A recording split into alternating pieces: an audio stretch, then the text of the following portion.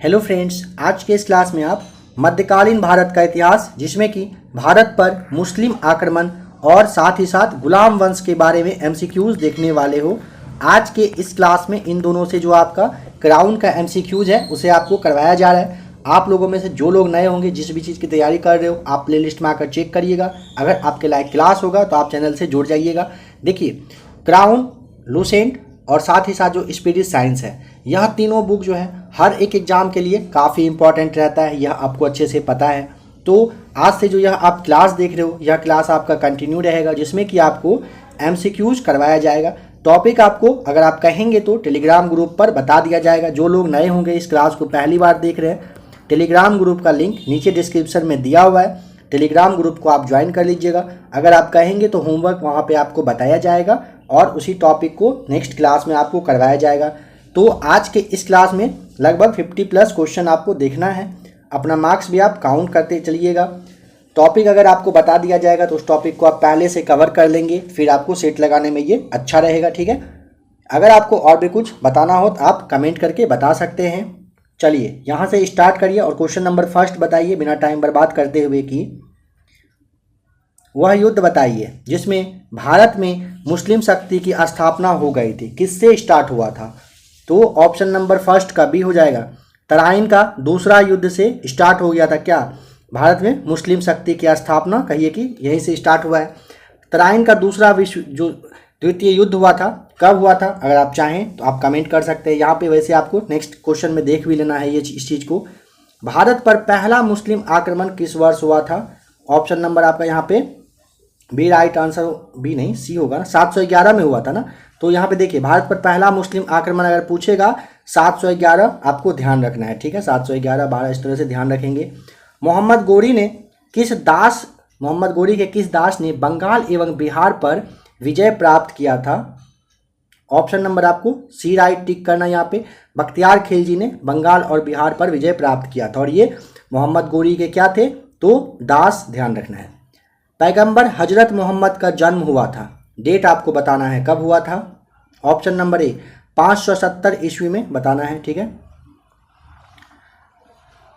Number 5 है, इनमें से कौन गजनी राजवंश का संस्थापक था। ऑप्शन नंबर ए अल्पतगीन, ध्यान रखेंगे, अल्पतगीन गजनी राजवंश का क्या था, संस्थापक था। ऑप्शन नंबर ए बिल्कुल सही है। अलबरूनी भारत में आया था, कब आया था बताइए।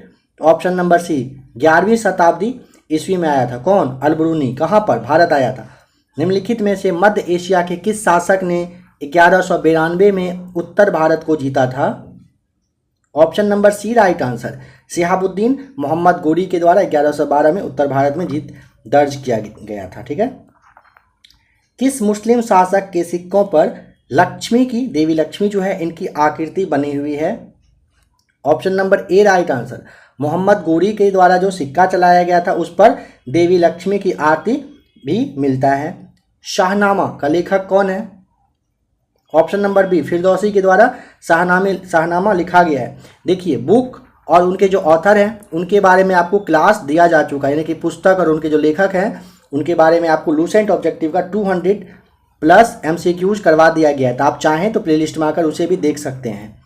हिंद यानी कि भारत की जनता के संदर्भ में हिंदू शब्द का प्रथम बार प्रयोग किया था, किसके द्वारा किया गया था। Option number D right answer हो जाएगा, अरबों के द्वारा किया गया था। नंबर 11, किसने एक तरफ संस्कृत मुद्रालेख के साथ चांदी के सिक्के निर्गत किए थे। Option number B right answer, Mahmud Ghaznavi के द्वारा किया गया था। बताइए कि निम्नलिखित में से कौन राजा मोहम्मद गोरी द्वारा चंदावर के युद्ध में पराजित किया गया था। Option number B right answer हो जाएगा, जयचंद के द्वारा। ठीक है, भारत पर सर्वप्रथम मुस्लिम आक्रमणकारी थे, नाम बताइए उसका, कौन थे। तो अरब के थे। ऑप्शन नंबर यहाँ पे आपका सी राइट आंसर हो जाएगा। ठीक है, देखिए, मोहम्मद बिन कासिम द्वारा सिंध जो आपका सिंह की विजय की गई थी वो कब हुआ था, 712 ईस्वी में। ऑप्शन नंबर आपका यहाँ पे सी राइट आंसर हो जाएगा। चलिए बताइए कि मक्का कहाँ पर है। नंबर 15 का राइट आंसर क्या होगा। ऑप्शन नंबर डी, मक्का है कहाँ पर, सऊदी अरब में है। ठीक है, मुस्लिमों का जो एक पवित्र मतलब स्थल है ये। नंबर 16, महमूद गजनी ने भारत पर 17 बार आक्रमण किए थे, क्या ये सही है? वह भारत में अस्थायी मुस्लिम शासक की स्थापना करना चाहता था। बताइए क्या यह कथन सही है और उसका रीजन सही है? तो आपको ध्यान होगा कि 17 बार सही में आक्रमण किया गया था, बट वो अस्थायी मुस्लिम शासन नहीं चाहता था। अगर वो चाहता तो पहली बार में ही जब आक्रमण करके, अगर आक्रमण करने के बाद इंसान बचना चाहता है, तो 17 बार टोटल करने का रीजन क्या रहा था? तो भारत को बस लूटना था। यानी कि कथन ए तो सही है बट आर सही नहीं है। ऑप्शन नंबर यहाँ पे आप क्या टिक करेंगे? ऑप्शन देखिए नंबर सी, ए सही है परंतु आर क्या है? गलत दिया हुआ है। ठीक है, चलिए नंबर 17 बताइए कि भारत में प्रथम मुस्लिम आक्रमणकारी कौन था? ऑप्शन नंबर सी, मोहम्मद बिन कासिम। भारत में मोहम्मद गोरी ने किसको प्रथम अक्ता प्रदान किया था? Option number B right answer हो जाएगा, कुतुबुद्दीन ऐबक को। ध्यान रखेंगे 18 का option number B right answer हो जाएगा। नंबर 19 बताइए कि निम्नलिखित नामों को कालक्रम के अनुसार चुनना है और नीचे दिए गए कूट से मतलब सही मैच करना है। ऑप्शन नंबर आपका चलिए 19 का, अगर आपको जवाब पता हो तो आप कमेंट करके बताइए तो यहाँ पे राइट आंसर क्या होगा। चलिए नंबर 20 बताइए, मोहम्मद गोरी को सबसे पहले किसने पराजित किया था? तो आपको पता होना चाहिए भीम द्वितीय के द्वारा मोहम्मद गोरी को सबसे पहली बार क्या हुआ था? हराया गया था। तो 20 का option number A right answer है। महमूद गजनी के साथ में भारत आने वाले प्रसिद्ध इतिहासकार कौन था? Option number B right answer, Al Biruni. किसके साथ? मोहम्मद गजनी के साथ ये आए थे। कहाँ पर? भारत। महमूद गजनवी का दरबारी इतिहासकार कौन था? Option number B, Utbi. ध्यान रखेंगे मोहम्मद गजनवी का दरबारी इतिहासकार आपसे पूछा जाता है एग्जाम में, उतबी आपको बताना है यहाँ पे। बताइए कि इनमें से कौन सा जो है कथन वो अल बरूनी के संबंध में सही नहीं है। देखिए वह एक धर्मनिरपेक्ष लेखक था, यह आपका गलत है। उसका ग्रंथ उस समय के जीवन भारत से प्रभावित था, यह सही है। वह संस्कृत का विद्वान, सही था। और वह त्रिकोणमिति का विशेषज्ञ था, यह भी सही है। तो ऑप्शन नंबर ए आपका यहाँ पे राइट आंसर हो जाएगा। नंबर 24 बताइए, मोहम्मद बिन कासिम था, क्या था बताइए?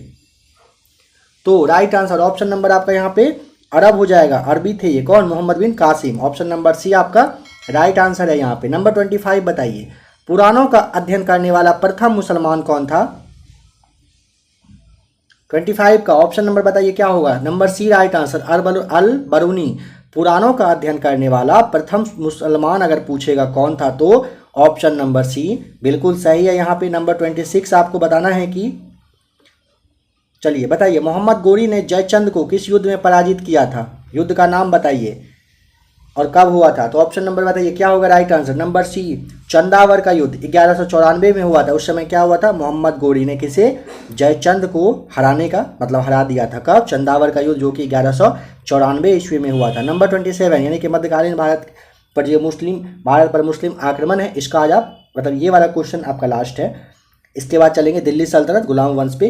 निम्नलिखित में से कौन चंदेल शासक महमूद गजनवी से पराजित नहीं हुआ था? उसका नाम बताना है। नंबर 27 का ऑप्शन नंबर विद्याधर। ध्यान रखना है, देखिए कह रहा है कि निम्नलिखित में से कौन चंदेल शासक महमूद गजनवी से पराजित नहीं हुआ था? तो ये आपका धंग, जयशक्ति और डंग ये सब पराजित हुए थे, लेकिन विद्याधर पराजित नहीं हुए थे। काफ़ी इंपॉर्टेंट क्वेश्चन है, इसे आप जरूर ध्यान रखेंगे। ठीक है, चलिए दिल्ली सल्तनत यानी कि गुलाम वंश के बारे में यहाँ से क्वेश्चन देखना स्टार्ट करते हैं। काफ़ी इंपॉर्टेंट क्वेश्चन है, ध्यान से देखिए। जिसका भी जवाब नहीं पता होगा तो आप स्क्रीनशॉट लेकर रख लीजिएगा, उसे आप याद कर लेंगे। चलिए नंबर फर्स्ट बताइए, दिल्ली का वह प्रथम सुल्तान कौन था जिसने नियमित सिक्के जारी किए तथा दिल्ली को अपने साम्राज्य की राजधानी घोषित किया था? Option number B right answer हो जाएगा, इल्तुतमिश। ध्यान देंगे, दिल्ली का प्रथम सुल्तान जो कि इल्तुतमिश था, इसने नियमित सिक्के जारी किए थे और दिल्ली को अपने साम्राज्य की राजधानी भी घोषित की थी। किसने? इल्तुतमिश। ध्यान रखिएगा, बहुत ही ज़्यादा इंपॉर्टेंट क्वेश्चन है, सारे क्वेश्चंस को ध्यान से देखते चलिए। किसके शासनकाल में मंगोल प्रथम बार सिंधु के तट पर देखे गए थे?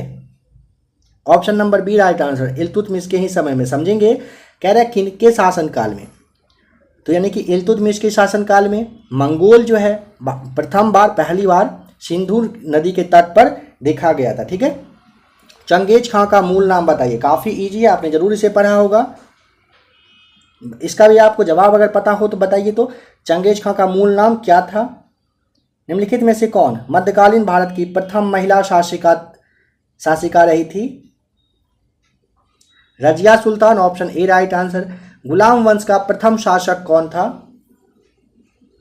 Option number B Qutbuddin Aibak. आपको ध्यान रखना है, गुलाम वंश का प्रथम शासक कौन था? कुतुबुद्दीन ऐबक। निम्नलिखित में से किसने दिल्ली को सल्तनत की राजधानी के रूप में स्थापित किया था? Option number B right answer हो जाएगा, इल्तुतमिश। अभी आपने देखा भी था ऊपर में, नंबर फर्स्ट या सेकंड में ही आपका दिया हुआ था। चलिए नेक्स्ट है, निम्नलिखित में से किसने भारत में प्रसिद्ध फारसी त्योहार नाम क्या था? नौरोज को स्टार्ट करवाया था बलबन के द्वारा। ध्यान रखेंगे, बलबन के द्वारा भारत में फारसी त्योहार नाम क्या था? नौरोज, इसे शुरुआत करवाया गया था। निम्नलिखित सुल्तानों में से किसने गढ़ मुक्तेश्वर की मस्जिद की दीवारों पर अपने शिलालेख में स्वयं को खलीफा का सहायक कहा है? Option number A right answer हो जाएगा, बलबन। फिर से समझेंगे, बलबन के द्वारा गढ़ मुक्तेश्वर की जो मस्जिद है उसकी दीवार पर अपने शिलालेख में स्वयं को यानी खुद को खलीफा का सहायक कहा गया है बलबन के द्वारा। ठीक है, option number A right answer है। नंबर 9, दिल्ली के किस सुल्तान के विषय में कहा गया है कि उसने रक्त और लौह की नीति अपनाई थी? Option number B right answer, Balban के द्वारा आपको पता है रक्त और लौह की नीति अपनाई गई थी। इल्तुतमिश ने बिहार में अपना प्रथम सूबेदार नियुक्त किया था, किसे किया था? मलिक जानी। ऑप्शन नंबर ए, इल्तुतमिश ने बिहार में अपना प्रथम सूबेदार पूछेगा किसे नियुक्त किया था? तो मलिक जानी को किया था। बताइए गुलाम वंश का संस्थापक का नाम? ऑप्शन नंबर आपका डी, कुतुबुद्दीन ऐबक के द्वारा। गुलाम वंश का संस्थापक कौन था? कुतुबुद्दीन ऐबक था। मंगोल आक्रमणकारी नाम क्या था? चंगेज खां। चंगेज खां भारत की उत्तर पश्चिम सीमा पर निम्न में से किसके काल में आया था? Option number B right answer, Iltutmish के शासनकाल में आया था। ठीक है, नंबर 12। चलिए नंबर 13 देखिए, 2.5 दिन का झोपड़ा बताइए तो क्या है? मस्जिद है, मंदिर है, संत की झोपड़ी है या फिर मीनार है? देखिए बीपीएससी 56 से लेके 59वीं में प्री जो आपका है वो इसमें यह पूछा जा चुका है। ऐसे सारा क्वेश्चन पूछा गया सब में, लेकिन यहाँ पे पता नहीं क्यों नहीं दिया गया है, नहीं पूछा गया। ऐसा तो है नहीं, मैक्सिमम यहाँ पे क्वेश्चन है जो काफ़ी इंपॉर्टेंट और बिहार के खास करके सारे एग्जाम में, बिहार यूपी के एग्जाम में पूछा ही जाता है यह सारा जो जितना भी आप क्वेश्चन देख रहे हो। नंबर 14 बताइए राइट आंसर यहाँ पे क्या आप टिक करेंगे? तो ऑप्शन नंबर आपका ए हो जाएगा, मस्जिद था। 2.5 दिन का झोपड़ा क्या था? मस्जिद था। भारत में मुस्लिम राज का संस्थापक माना जाता है किसे? भारत में अगर पूछेगा तो मोहम्मद गोरी को माना जाता है भारत में मुस्लिम राज का संस्थापक। दिल्ली सल्तनत का कौन सा सुल्तान लाल बख्श के नाम से जाना जाता है? Option number D, Qutbuddin Aibak को आप किस नाम से, लाल नहीं माफ कीजिएगा, लाख बख्श होता है, लाख बख्श के नाम से कुतुबुद्दीन ऐबक को जाना जाता है। सुल्तान कुतुबुद्दीन ऐबक की मृत्यु हो गई थी, कैसे हुई थी यह आपको बताना है। देखिए ऑप्शन नंबर डी, देखते चौगान वर्ड देखते ही आपको यहाँ पे समझ आ गया होगा। चौगान की क्रीड़ा के दौरान अश्व यानी कि घोड़ा से गिरने के बाद उसकी मृत्यु हुई थी और ये आईएएस 2003 में भी पूछा जा चुका है। गुलाम का गुलाम किसे कहा गया था? Option number D right answer. आप जानते हो इल्तुतमिश को कहा जाता था। नीचे दिए गए कथन को और कारण को यहाँ पे मतलब सही से देखना है, क्या सही है क्या गलत है। कथन और कारण में कोई एक सही या दोनों सही है, क्या है? देखिए बलबन ने अपने शासन को शक्तिशाली बनाया और सारी सत्ता अपने हाथ में केंद्रित किया था, यह तो सही है। और वह उत्तर पश्चिम सीमा से मंगोल आक्रमण से सुरक्षित नहीं, ये गलत, मतलब कि ये भी आपका सही है। बट यहाँ पे देखिए ऑप्शन नंबर जो बी है ना आपका, यहाँ पे ये सही होगा। ए और आर दोनों सही है, किंतु ए की समुचित व्याख्या आर नहीं है। मतलब आर जो है ना, आर नहीं, यानी कि यहाँ तो आपका नंबर बी है ना,